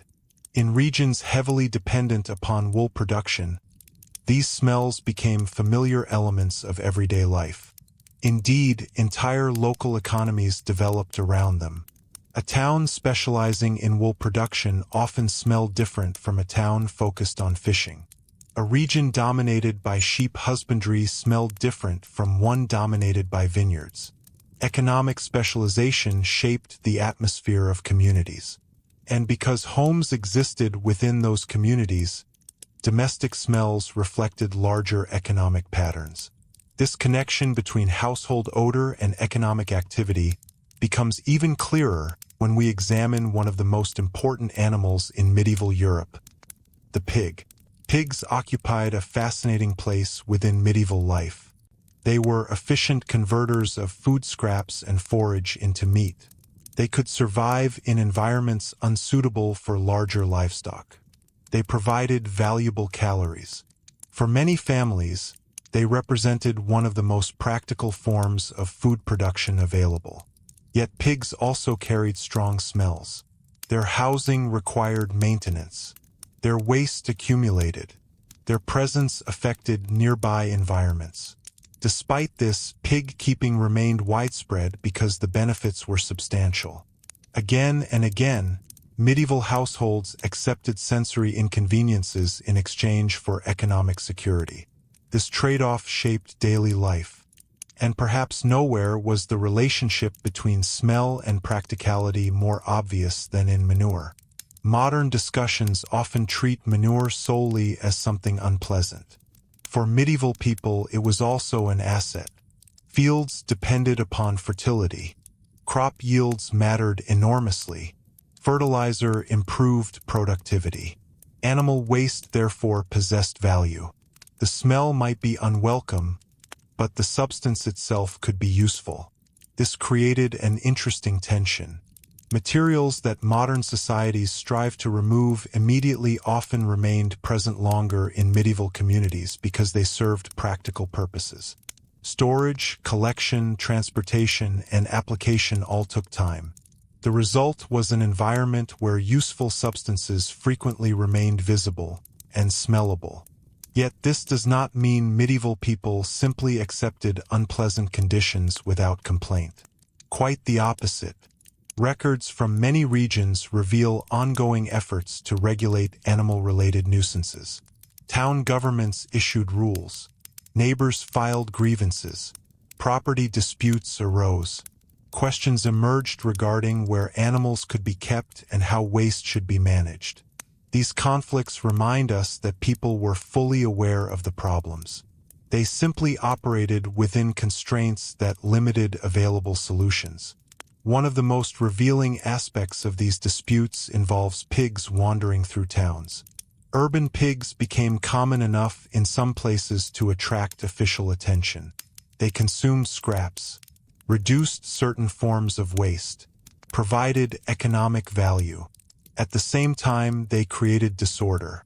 They damaged property, generated complaints, contributed smells. Their presence illustrates the complicated relationship medieval communities maintained with animals. The very creatures that solved problems often created new ones. This balancing act appeared everywhere. A household wanted fresh air. It also wanted warmth. A household wanted fewer smells. It also wanted livestock nearby. A household wanted cleaner surroundings. It also needed fertilizer. The challenge was not identifying ideal conditions. The challenge was surviving within practical realities. As a result, medieval homes often developed distinctive sensory layers. Smoke lingered above. Animal odors drifted from outside structures and yards. Stored food contributed its own presence. Wet clothing introduced another layer. Rushes on floors absorbed traces of everything. Timber beams retained decades of atmospheric history. A visitor entering such a home would not encounter one smell. They would encounter many, some immediate, some subtle, some seasonal, some permanent, and perhaps most surprisingly, the people living there could often distinguish among them with remarkable precision.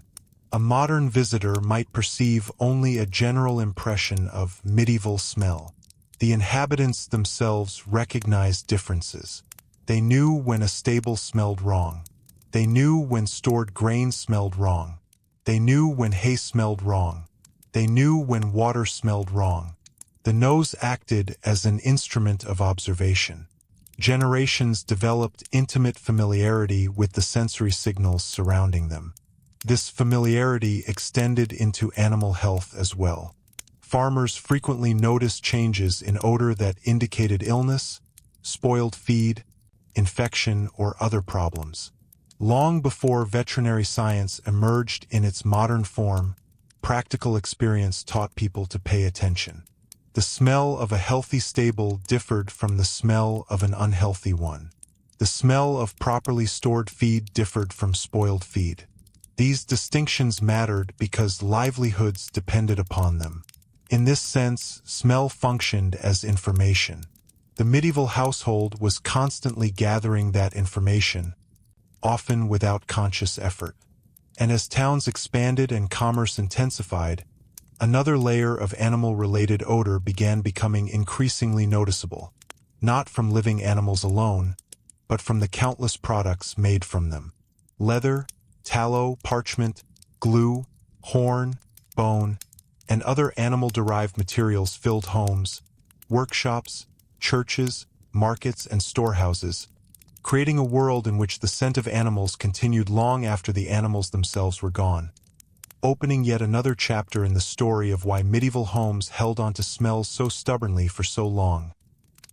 Leather, tallow, parchment, glue, horn, bone, and other animal-derived materials filled homes, workshops, churches, markets, and storehouses, creating a world in which the scent of animals continued long after the animals themselves were gone.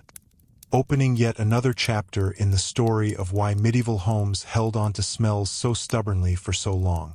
One of the easiest ways to misunderstand the medieval world is to imagine that raw materials arrived already transformed. Modern people live at the end of long supply chains. Most goods appear in finished form. A notebook arrives as a notebook. A candle arrives as a candle. Shoes arrive as shoes. A book arrives already bound and prepared. The medieval household often existed much closer to the beginning of those processes. People encountered materials in their intermediate stages. They saw the work required to transform them. They smelled that work as well. Take leather, for example. By the time a leather belt hangs neatly from a merchant's stall, it seems almost ordinary. Smooth, durable, useful. Yet leather begins as animal hide. Between those two states lies a lengthy journey involving cleaning, soaking, scraping, drying, treating, and finishing. Many stages produced powerful odors. The smell of tanning became so closely associated with certain occupations that entire districts of some towns acquired reputations based upon it. Visitors could often identify a tanning area before seeing it. Their noses found it first. Yet despite the unpleasantness, leather remained indispensable. People needed shoes. They needed harnesses. They needed pouches. They needed belts, saddles, scabbards, bindings, straps, and countless other objects. The smell persisted because the products were essential. This practical logic appears again and again throughout medieval domestic life. The most persistent odors often originated from the most necessary materials. Tallow provides another example. For many households, candles represented one of the few reliable sources of artificial light.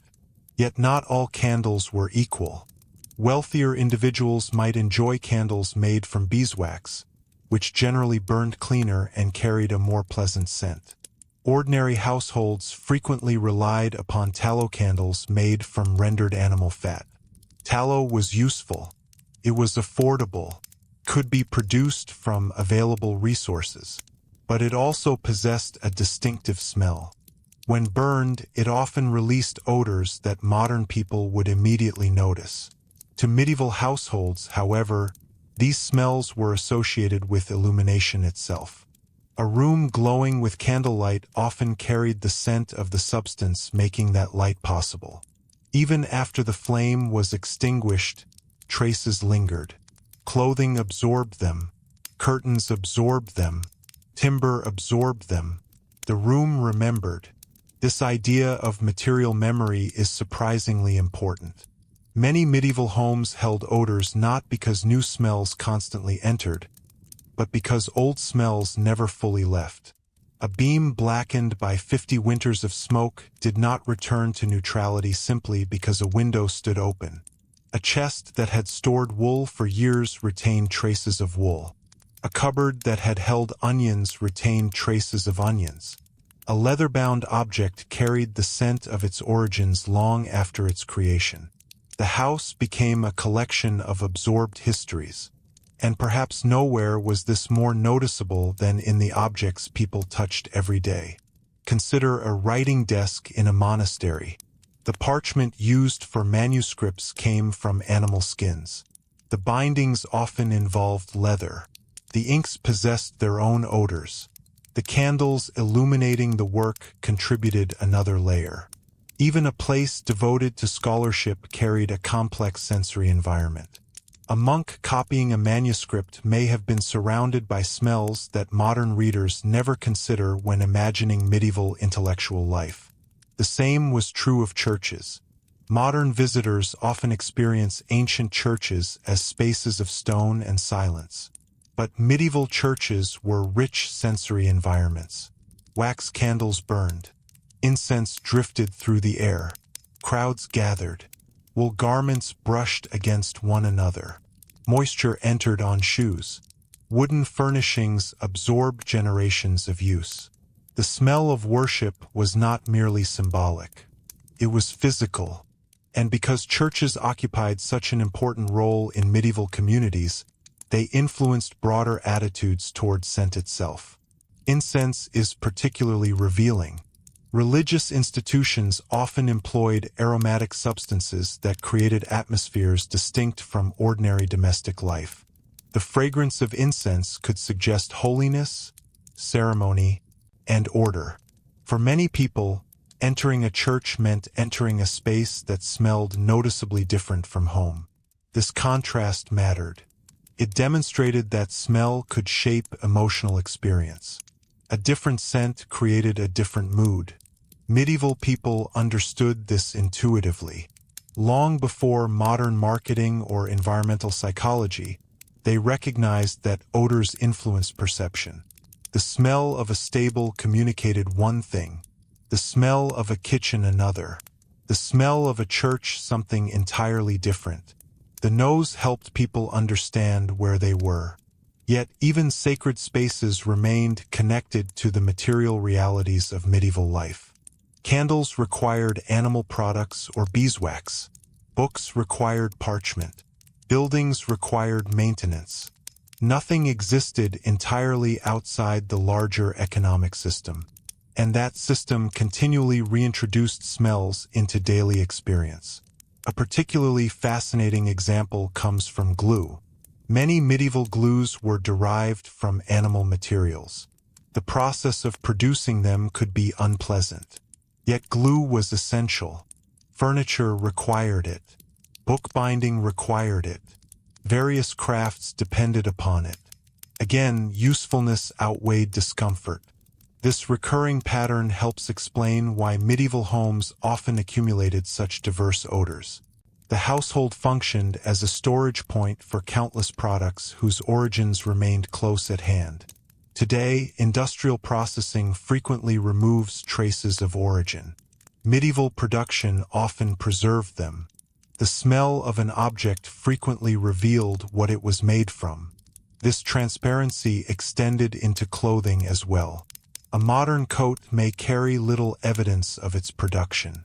A medieval wool cloak retained a closer relationship with the sheep from which its fibers came. Leather shoes retained a closer relationship with the hide from which they were cut. People lived among materials that revealed their origins more openly. The result was a world where animal smells persisted even in the absence of animals themselves. But perhaps the most important contributor to lingering household odors was neither leather nor candles nor parchment.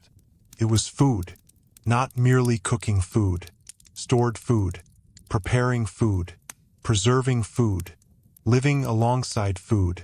Modern refrigeration has transformed expectations so completely that it can be difficult to appreciate the scale of this difference.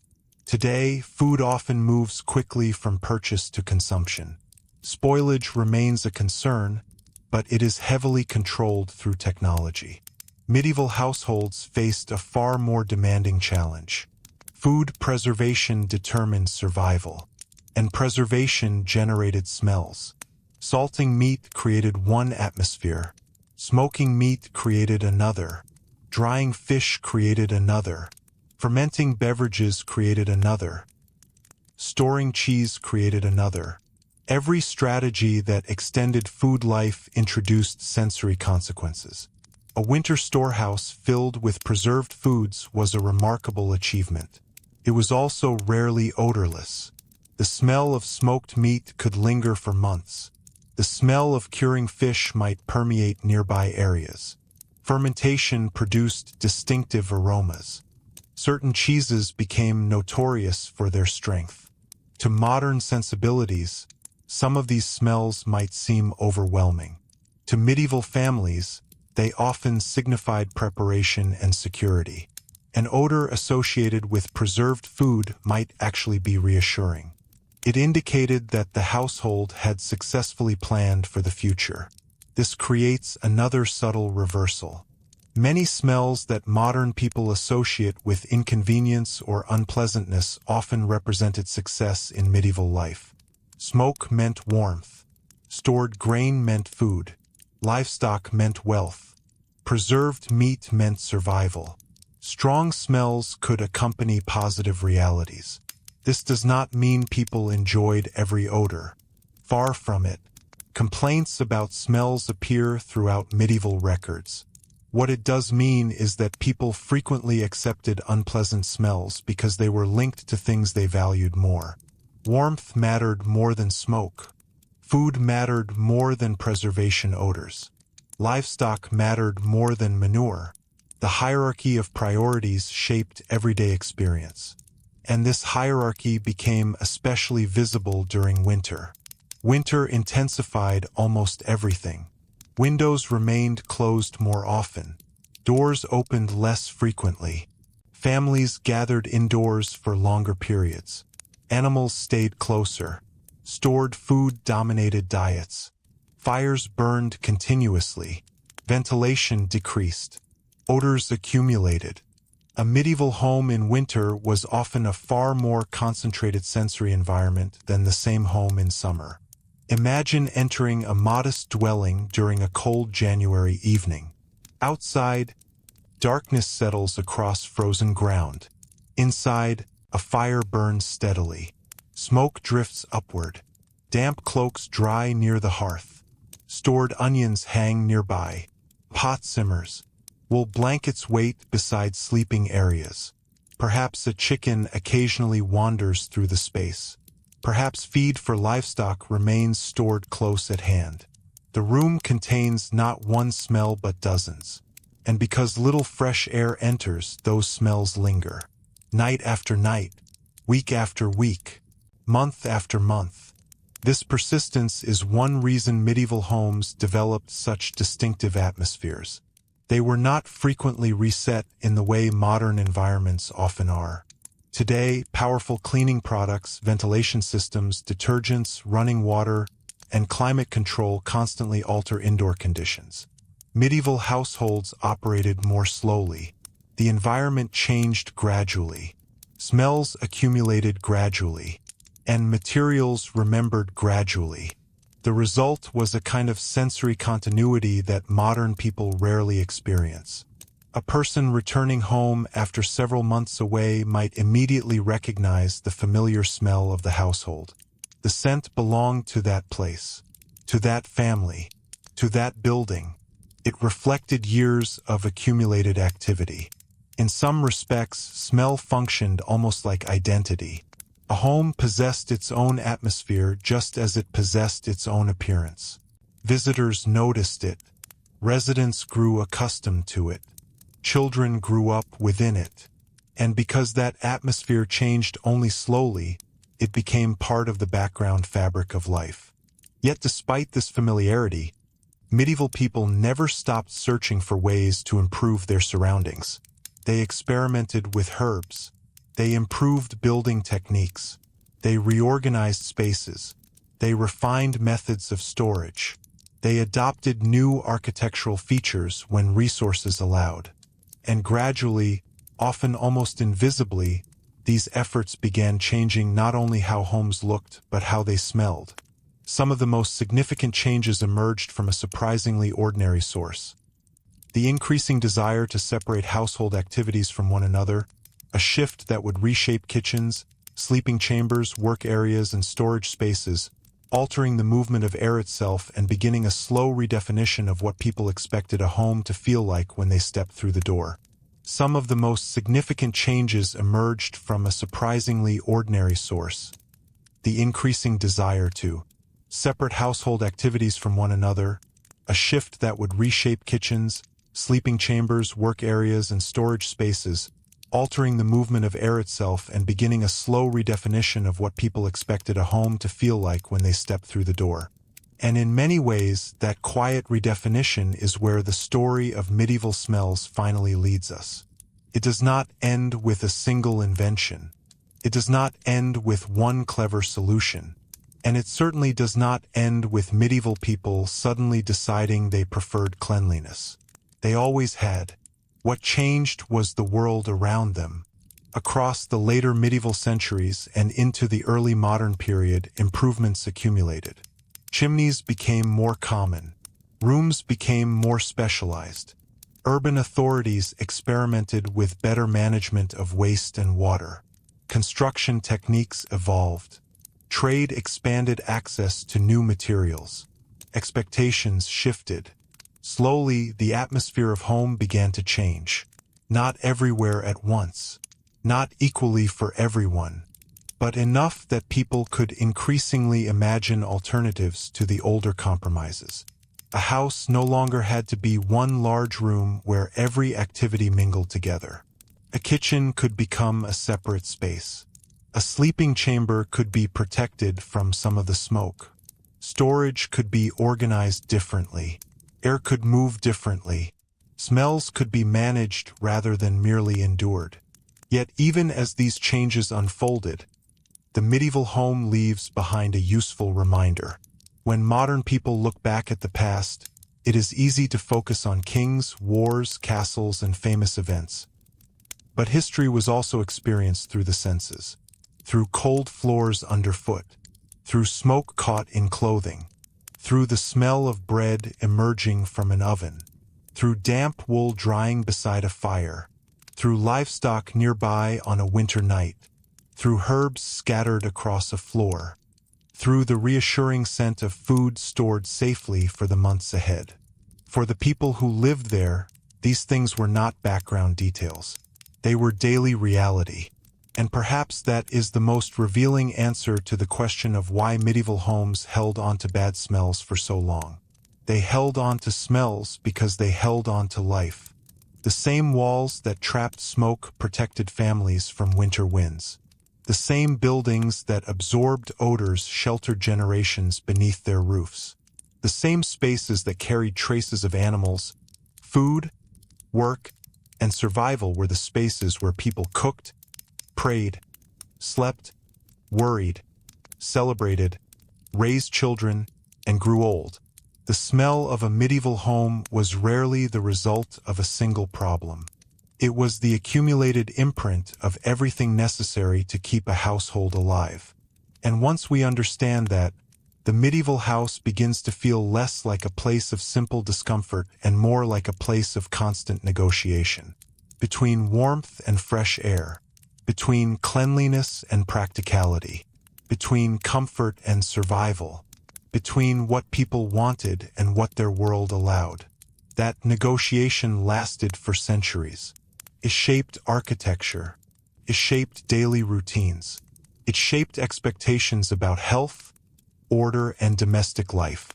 And although modern homes are vastly different, the impulse behind those changes remains familiar. People wanted safer homes, healthier homes, more comfortable homes. They wanted environments that protected those they loved. In that sense, the people living beneath smoke-darkened rafters were not so different from us at all. They faced different technologies, different constraints, and different assumptions, but many of their concerns would still be recognizable today. A family worried about food spoilage. Parent worried about illness. A homeowner worried about dampness. A community argued about waste. A builder searched for better solutions. Across the centuries, those concerns helped reshape the spaces people inhabited. And yet, if we could step through the doorway of an ordinary medieval house one last time, we would probably notice the smells before anything else. Not because medieval people ignored them, not because they failed to understand them, but because those smells carried the story of the household itself. The smoke told of winters survived. The livestock told of work and wealth. The stored food told of preparation. The timber told of decades of habitation. The atmosphere of the home told a story that written records rarely capture. A story breathed rather than read. A story absorbed into walls, cloth, straw, wood, and memory. And perhaps that is one of the quiet gifts of history. The deeper we look, the less the past resembles a collection of distant facts. Instead, it becomes a world inhabited by real people navigating practical problems with the tools available to them. A world that often feels stranger than we expected, and at the same time far more familiar.